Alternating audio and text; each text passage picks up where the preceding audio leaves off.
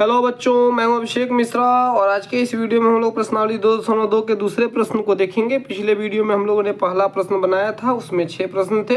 दूसरे प्रश्न में भी 6 प्रश्न दिए गए हैं। ये प्रश्न हमें क्या दिया हुआ है कि एक द्विघात बहुपद ज्ञात करना है जिसके शून्यकों का योग तथा गुणनफल क्रमशः दी गई संख्याएं हैं। तो आप जानते हैं द्विघात बहुपद के 2 शून्यक होते हैं और हमें ये 2 शून्यक नहीं दिए गए हैं, शून्यकों का योग दिया गया है। एक सूत्र हमने पढ़ा था, शून्यकों का योग, चूंकि अल्फा प्लस बीटा, अगर 2 शून्यक हो अल्फा प्लस बीटा, तो ये हमें दिया हुआ है, ये दिया हुआ है हमें 1/4। और गुणनफल मैं इसके साइड में लिख लेता हूँ, लेकिन इसमें 6 सवाल हैं, 1 2 3 4 5 6, मैं पहला बना रहा हूँ। तो लेकिन आप क्या कीजिएगा कि आप नीचे ऊपर करके लिखिएगा, मैं आपको एक साथ दिख सके इसके लिए बगल में लिख रहा हूँ। अल्फा इंटू बीटा बराबर दिया है -1, ठीक है।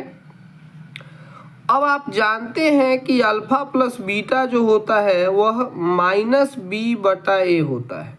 ये फॉर्मूला हमने पढ़ा था पिछले वीडियो में, आपको मैं फिर से यहाँ लिख दे रहा हूँ, दिख रहा है, अल्फा प्लस बीटा बराबर -b/a होता है। ये फॉर्मूला होता है, जहाँ a b क्या होता है ये मैं पहले ही बता चुका हूँ। अल्फा इंटू बीटा बराबर c/a होता है, ये भी मैं आपको बताऊँगा। अब a b c क्या होता है, तो कोई भी द्विघात बहुपद ax² प्लस bx और प्लस c के रूप का होता है। तो यहाँ जो x² का गुणांक है उसे a कहते हैं, x का गुणांक b कहते हैं, और जो अचर पद होता है उसे c कहते हैं। अल्फा प्लस बीटा -b/a के बराबर होता है, तो हमने -b/a लिख लिया, बराबर 1/4। साथ साथ हमें ये भी करते चलना होगा, -1 है तो बटा में कुछ नहीं, तो 1 अपने मन से दे ही सकते हैं। अल्फा इंटू बीटा c/a के बराबर होता है, तो c/a बराबर -1/1। अब एक बात मुझे बताओ कि यहाँ a के सामने 4 है और यहाँ a के सामने 1 है, तो ये जो 1 है, अगर हम 4 को या तो 1 बना लो, तो 1 को 4 बनाओ, तो 1 को 4 बनाना ज़्यादा आसान है। इसमें 4 से गुना कर देंगे तो 4 हो जाएगा।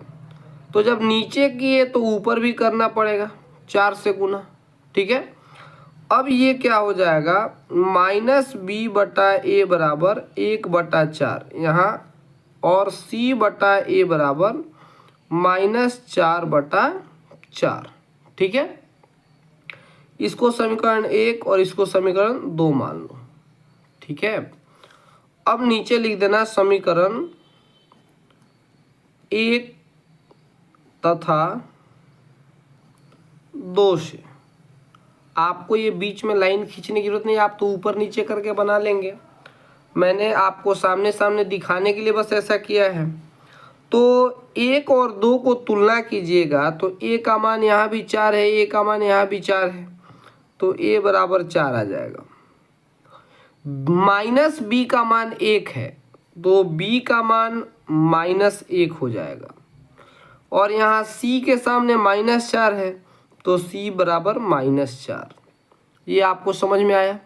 a b c कैसे निकालेंगे, मतलब हमें अल्फा प्लस बीटा दिया रहे और अल्फा इंटू बीटा शून्यकों का योग और शून्यकों का गुणनफल दिया रहे, तो आप a b c निकाल सकते हैं। तो इसीलिए चूंकि हमारा द्विघात समीकरण जो होता है वो ax² plus bx plus c के फॉर्म में होता है, बराबर 0 भी लिख दो या नहीं भी लिखो, जैसे तुम्हारा मन करे। 0 लिखना जरूरी नहीं है, बस हमें तो बहुपद ही लिखना है। तो हम क्या करेंगे, a के जगह पे हमारा 4 आ रहा है, तो 4x², ठीक है। उसके बाद b के जगह पे -1 है, तो -1x, और प्लस c के जगह पे -4 है, तो -4। ये आपको दिख रहा है। अब ये हो गया तो हमारा, अतः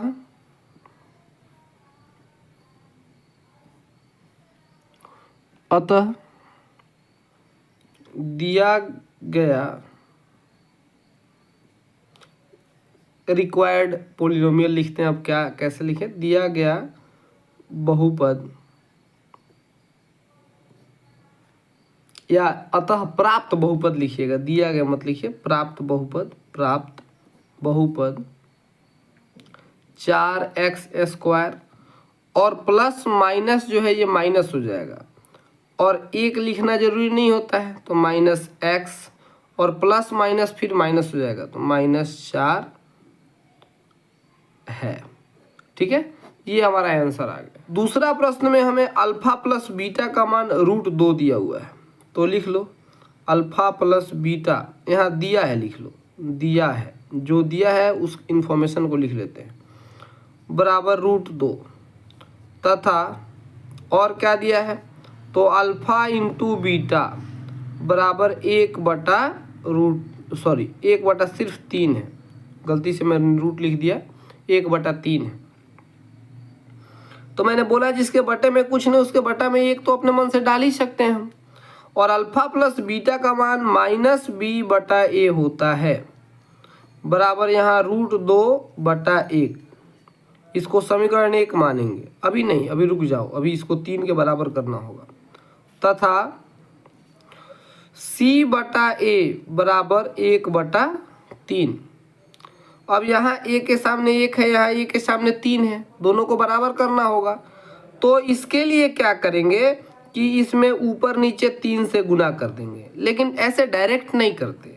आप यहाँ लिखेंगे कि या कुछ लिखने की जरूरत नहीं है, -b/a बराबर √2 गुना 3/1 गुना 3, या लिख दीजिए ऊपर नीचे 3 से गुणा करने पर, ऊपर नीचे 3 से गुणा करने पर,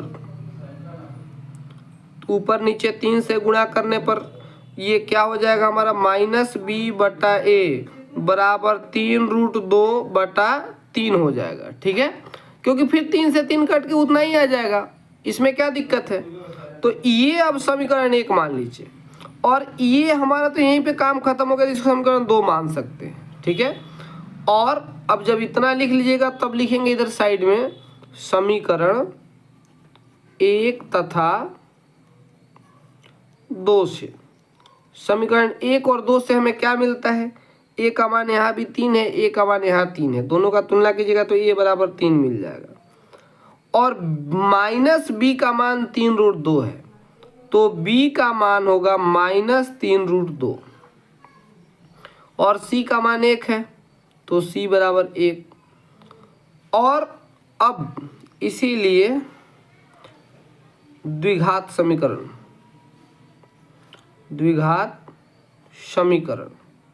क्या होता है, उसका मानक रूप होता है ax² + bx + c। तो a के जगह पर 3 है तो 3 बराबर, यहाँ बराबर दीजिए 3x² और प्लस माइनस यहाँ सीधे माइनस लिखते हैं, 3√2x और यहाँ c की जगह पर +1 है, तो वो नीचे लिख देंगे, अतः प्राप्त बहुपद ये होगा या ये है। ठीक है, तो ये हमारा दूसरा क्वेश्चन भी सॉल्व होता है। अच्छा, इस विधि के अलावे एक और विधि होती है, ताकि कुछ क्वेश्चन उस विधि से बनाने में मतलब दिक्कत होती है, मुझे तो सबसे आसान यही लगता है, तो इसी विधि को रखते हैं। नहीं तो एक द्विघात सूत्र भी होता है जिससे ये सब सवाल बन सकता है। तीसरा प्रश्न दिया हुआ है अल्फा प्लस बीटा बराबर 0 दिया हुआ है, और तथा जो दिया है उसके लिए मैंने कहा कि दिया है लिख लो, दिया है, मैं अगल बगल लिख रहा हूँ लेकिन आपको ऊपर नीचे लिखना चाहिए, तथा अल्फा इंटू बीटा बराबर दिया हुआ है √5। ठीक है, अब यहाँ अल्फा प्लस बीटा होता है -b/a, ये अल्फा प्लस बीटा और -b/a होता है, तो 0/1 हमने लिख लिया, तथा अल्फा इंटू बीटा c/a होता है, तो √5/1 हम लिख सकते हैं, बटा में 1 तो सबके होता है, तो इसलिए यहाँ भी लिख दिए, यहाँ भी लिख दिए, हमारे बटा में ये था। इसको मान लो समीकरण 1 और इसको मान लो समीकरण 2। अब लिख लो समीकरण 1 तथा 2 से, समीकरण 1 तथा 2 से कंपेयर करोगे तो यहाँ ए का मान क्या होगा, यहाँ भी ए के सामने एक है और ए के सामने एक है, तो ए बराबर 1, बी बराबर ये माइनस बी बराबर 0, तो -0। अब -0 क्या होता है, 0 तो 0 ही होता है। और c बराबर √5, मतलब b इसमें है ही नहीं। तो चूंकि द्विघात समीकरण हमारा होता है, द्विघात समीकरण बराबर क्या होता है, ax² plus bx plus c, इसी रूप का होता है। अब a के जगह पर 1 है तो 1x² प्लस b के जगह पर 0 है तो 0x प्लस c की जगह पर √5 है तो √5 हमने लिख दिया। अब 1 लिखना जरूरी नहीं होता है, तो बस x², और 0 में x से गुना करोगे तो वो गायब कर देगा, प्लस √5। बस ये हमारा आंसर। चौथे प्रश्न में अल्फा प्लस बीटा का मान 1 दिया है, अल्फा प्लस बीटा बराबर 1 दिया है, तथा अल्फा इंटू बीटा इसका भी मान 1 दिया है।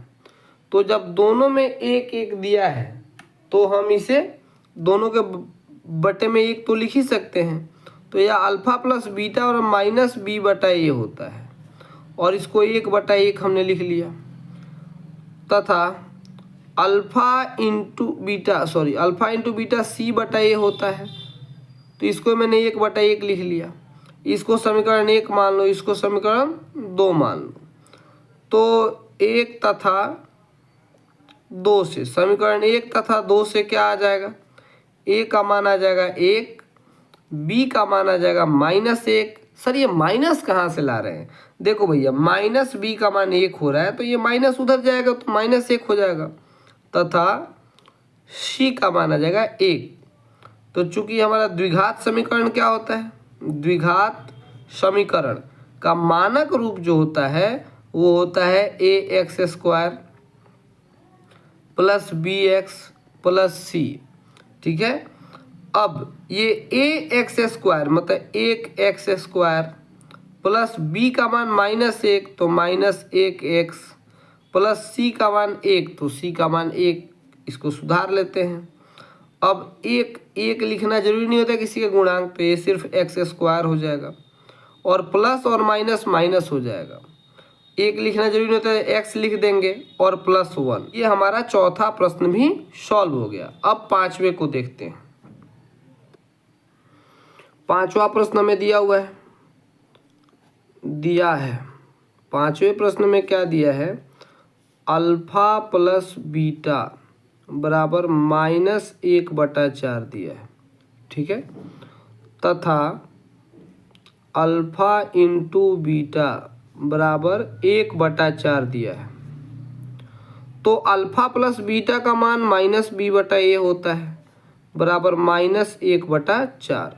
इसको इक्वेशन 1 मान लो क्योंकि दोनों के नीचे 4 है, और यहाँ c/a होता है, ये भी आ गया 1/4। अब बताओ यहाँ भी a के सामने 4 है, यहाँ भी a के सामने 4 है, यहाँ तो कोई दिक्कत ही नहीं है। तो समीकरण 1 तथा 2 से, समीकरण 1 तथा 2 से हमें क्या मिल रहा है, a बराबर 4 मिल रहा है, b बराबर 1 मिल रहा है, क्योंकि देखो -b बराबर -1 तो माइनस से माइनस कट जाएगा, b का मान 1 मिल गया, c बराबर 1 मिल रहा है।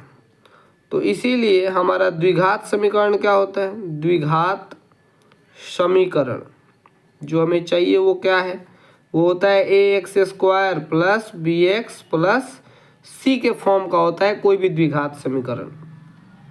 अब हम क्या करेंगे, a के जगह पे 4 है तो 4x² प्लस b के जगह पर 1 है तो 1x प्लस c की जगह पर 1 है तो 1। अब ये थोड़ा ऑड लग रहा है, किसी का गुणांक 1 अच्छा नहीं लगता है, तो बस यहाँ लिख दो 4x² प्लस x प्लस 1। ये हमारा जो ज़रूरत है वो द्विघात समीकरण मिल गया। अब अंतिम छठे प्रश्न को देखते हैं। छठा प्रश्न हमारा यहाँ है, 4 और 1 दिया हुआ है। क्या दिया है हमें दिया है कि अल्फा प्लस बीटा बराबर 4, ठीक है, तथा ये 1 क्या दिया हुआ है, अल्फा इंटू बीटा बराबर 1 दिया हुआ है। तो आप जानते हैं कि alpha plus beta minus B बटा ए होता है, बराबर वो 4 है तो 4 के बटे में 1 तो लिख सकते हैं कि दुनिया के सभी संख्याओं के बटे में 1 होता है, और अल्फा इंटू बीटा सी बटा ए होता है, 1 के बटे में भी 1 लिख सकते हो। अब यहाँ भी नीचे 1 है, यहाँ भी नीचे 1 है, कोई दिक्कत नहीं है। हम क्या लिखेंगे, इसको समीकरण 1 मान लेंगे, इसी को समीकरण 2 मान लेंगे। अब लिखेंगे समीकरण 1 तथा 2 से, ठीक है। अब a बराबर 1 माइनस बी बराबर 4 है तो b बराबर -4 तथा c बराबर भी 1 है, ठीक है। इसीलिए हमारा जो द्विघात समीकरण होगा, द्विघात समीकरण बराबर क्या होता है, ax² plus bx plus c, ठीक है। तो a के जगह पर 1 है तो 1x² प्लस b के जगह पर -4 है तो -4x प्लस c के जगह पर 1 है तो 1। अब ये देखो, एक गुणांक अच्छा नहीं तो 1 से स्क्वायर लिख देते हैं, प्लस और माइनस माइनस कर देगा 4x और प्लस 1। तो इस प्रकार हमारा प्रश्नावली 2.2 समाप्त होता है। अगले वीडियो में प्रश्नावली 2.3 के बेसिक्स को देखेंगे। अभी के लिए बस इतना ही। आपको हमारा काम कैसा लग रहा है उसको आप कमेंट में बता सकते हैं, आप हमें व्हाट्सएप पर लिख सकते हैं। अगर आपको पढ़ाई लिखाई से रिलेटेड कोई भी दिक्कत आ रही है किसी भी सब्जेक्ट में, तो आप हमसे मदद मांग सकते हैं, हम आपकी सहायता करेंगे, ठीक है। आगे की पढ़ाई के लिए भी, क्योंकि मैंने आपको बताया था कि अगर आप मतलब क्लास 1 से लेके क्लास 12 तक के स्टूडेंट हैं तो आप किसी भी सब्जेक्ट में हमसे हेल्प ले सकते हैं। पढ़ाई कैसे करनी चाहिए, आगे कैसे पढ़ें, इस सब चीज़ों, क्योंकि 10th के बाद भी बच्चों का बड़ा कन्फ्यूजन होता है कि आगे कौन सा सब्जेक्ट लें। सर हम गांव में रहते हैं तो गांव में कैसी कैसी पढ़ाई होती है, या फिर गांव में जो सब्जेक्ट नहीं होता उसको कैसे करें। तो इस तरह के कोई भी मतलब प्रश्न आप हमसे पूछ सकते हैं, हम हर संभव मदद आपकी करेंगे। अभी के लिए बस इतना ही। Thank you.